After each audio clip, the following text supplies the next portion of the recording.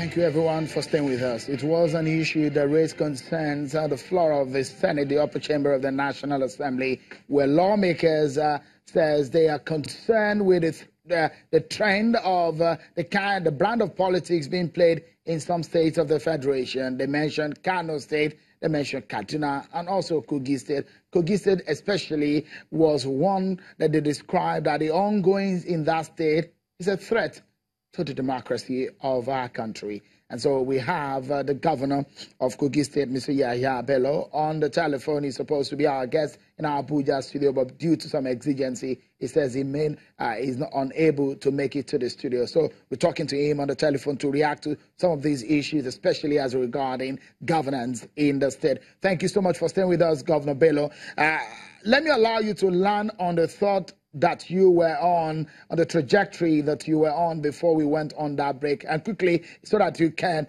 react to some of the other issues that have been raised.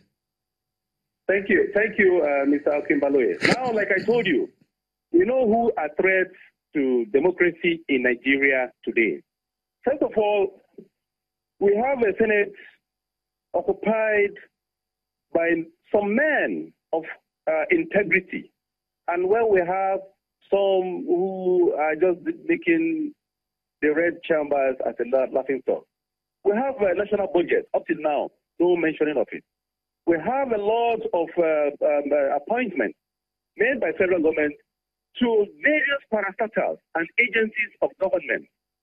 Today, they are lying in the Senate, none is being cleared, and several other issues. So when we're talking of threats to democracy, I think they should ask themselves. I have great respect for some of them that are there in the Senate that are very, very, very, very, very concerned about the development of this country.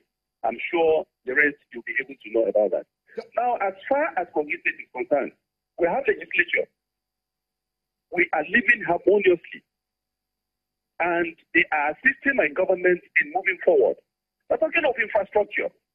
Go to Kogi State today and compare it to 13 years of PDP rules in Kogi State. Just 12 months. Then compare it with 13 years of PDP rules. You'll be able to answer some questions that some of them are raising over there.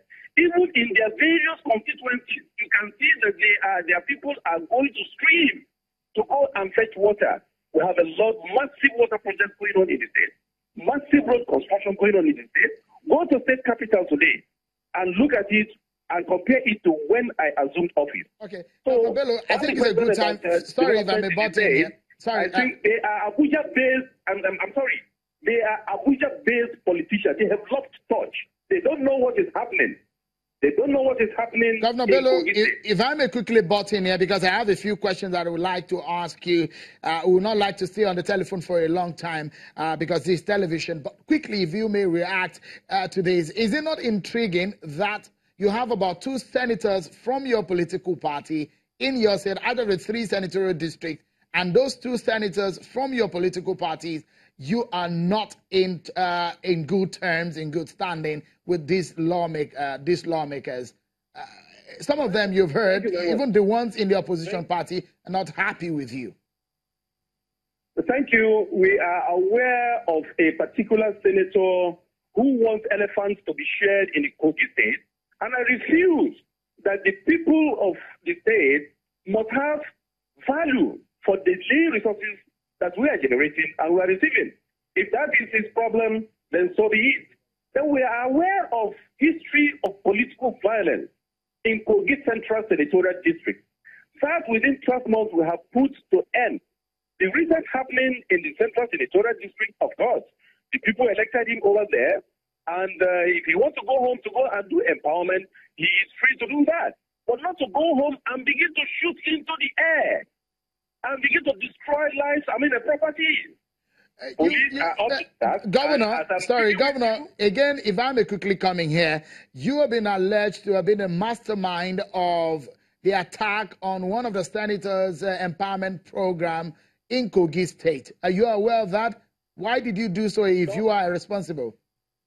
First of all, on that day, I was in Kano, and I just received a message of a senator coming home to do empowerment.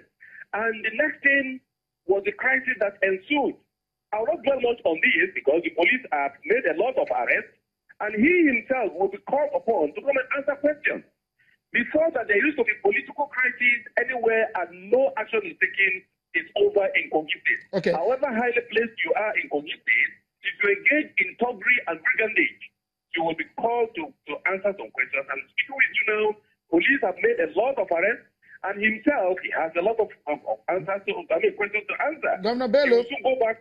Governor Bello, if you may quickly answer also to this. There was a motion raised on the floor of the Senate earlier today by a senator from your state, Senator Dino Melaye, about the plan to import military gears into the country with the aim of using it as a disguise for some people who are said to be alleged thugs. And the Senate constituted a committee headed by Senator James Manager. We understand that they were at the airport, and the customs have reportedly confiscated some of these gears. And we also understand allegedly that one of your officials have been linked to this at the airport today. Are you aware of this? First of all, we are law-abiding citizens, and we're going about our normal business. We are not involved in any importation of any military weapon into the country, not to talk of linking it to my state or myself or to any of my officials. Nothing of that nature. They are aware of some, they are running away from their shadows because, first of all, there are arms and ammunition that we have recovered and arrest has been made. And a senator in the red chambers, as I speak with you, is running away from his shadows. They are just chasing shadows. Nothing of that nature can be linked to me, and nothing of that nature has ever happened. All right. Let them face their job in the Senate and pass the budget. Nigerians are waiting for them to do their job. Okay.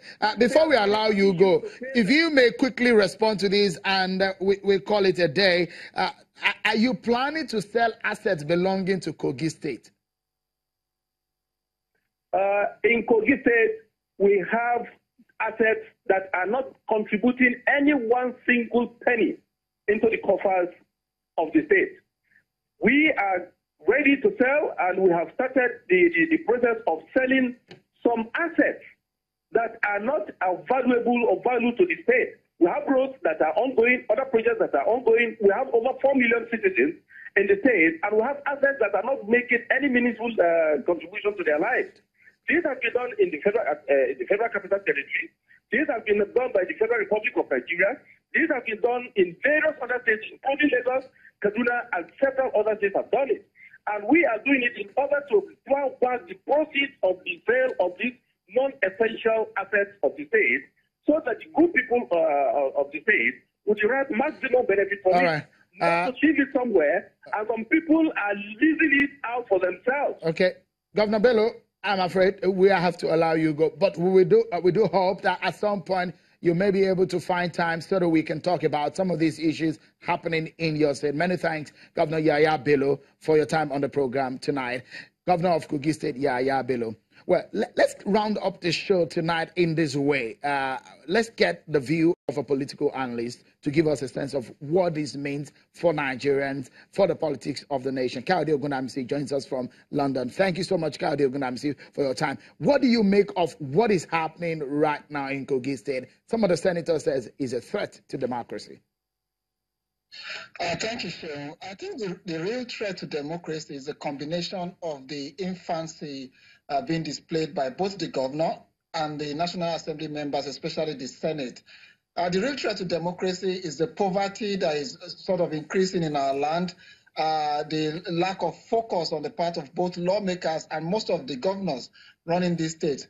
Sean, it is actually alarming that in this crisis of, in this conflict between the ruling elite, the Deputy Senate President is baiting the military by saying the military taking over government, is a possibility. Just to back up his position on Kogi State, I don't think Nigerians should be reminded by Deputy Senate President about this. I think we need to just leave them to do their part. That is what I've got to say. Mr. Ogunamisi, always a pleasure having your thoughts on some of these issues. Thank you so much, everyone. That's our show for today. I'm very grateful for your time on the program, everyone. I'm sure Kimale. Bye-bye.